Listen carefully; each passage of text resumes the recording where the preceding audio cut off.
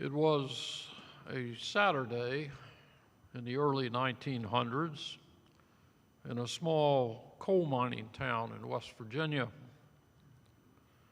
Marvin McChester was seated in the one-room schoolhouse that he had attended as a young man. Back then, the coal mine was prosperous enough to hire a school teacher for the community. That teacher was Theopold Vanderlink. Today is the 8th Sunday in Ordinary Time. The readings today offer us points of reflection about the coming Lenten season. In each reading, we hear different ideas to consider. In the first reading, Sirach writes about individual speech as something that identifies who we are and how we think. Sirach cautions us to listen to a person before we approve of him or her, and it follows that we should consider our own speech and what it says about us.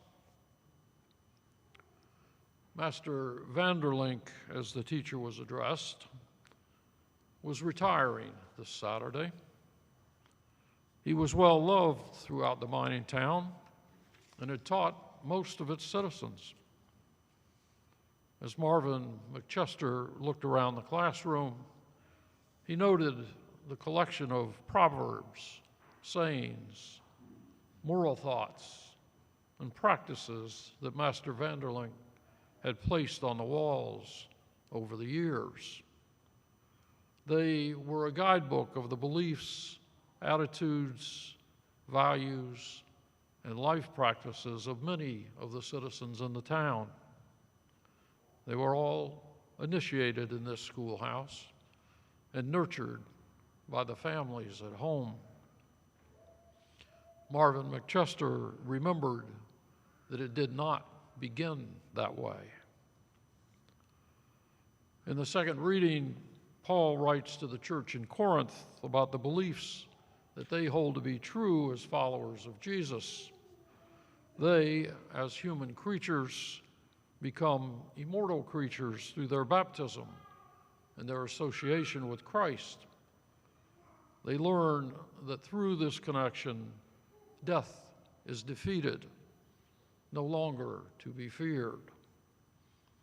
They also know that this gift came through Jesus, and they must continue to be faithful to these truths.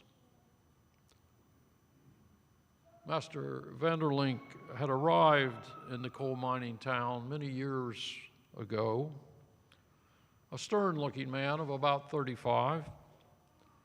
He wore spectacles and dressed in a manner that seemed rather formal, especially to the coverall community that he would serve. He spoke formally, which some regarded as uppity or pompous.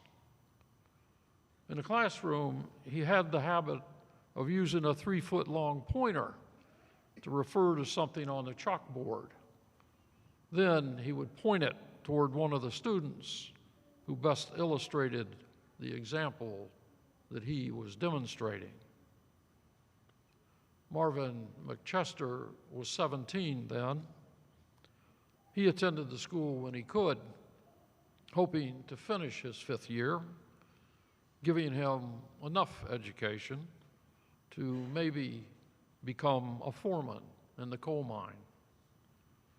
More often, he was needed to drive the mules in the mine. The mules pulled carts that, when loaded, brought a ton of coal to the top of the mine. There it was weighed and credited to the miner who had shoveled it on the cart.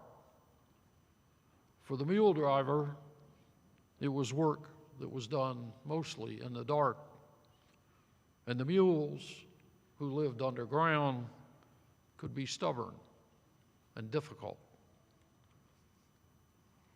In the gospel today, we hear a portion of Luke's version of the Sermon on the Plain. What we hear today are a number of sayings of Jesus. Each of the ideas can stand alone. They're useful to us as we consider the coming of Lent and the things that we may wish to address. The blind cannot lead the blind successfully. Learn from the teacher. Tend to your own faults before addressing others' faults. People are known by others by what they produce.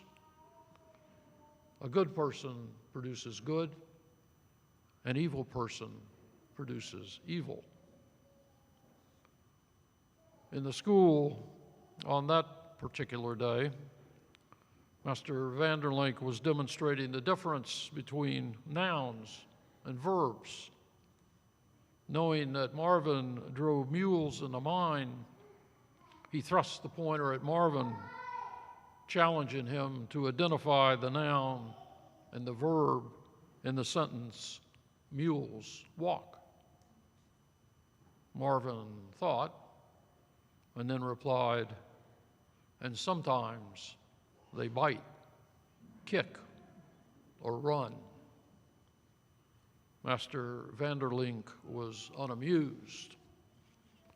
Leveling his pointer at Marvin again, he said, and you, Mr. Marvin, you are as smart as your mules. Later, when Marvin told his father about the incident, he said that there was something about the way Vanderlink spoke to him.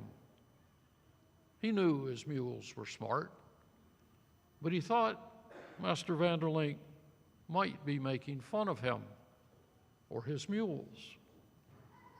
So Marvin took the pointer away from Master Vanderlink and gave the teacher a good sound thrashing with it. Then he broke the pointer.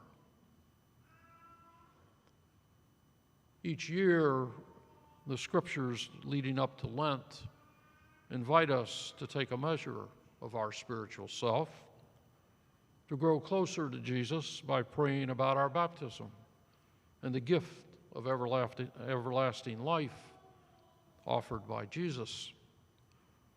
And there are the everyday things, the ordinary things to attend to and to mend if needed.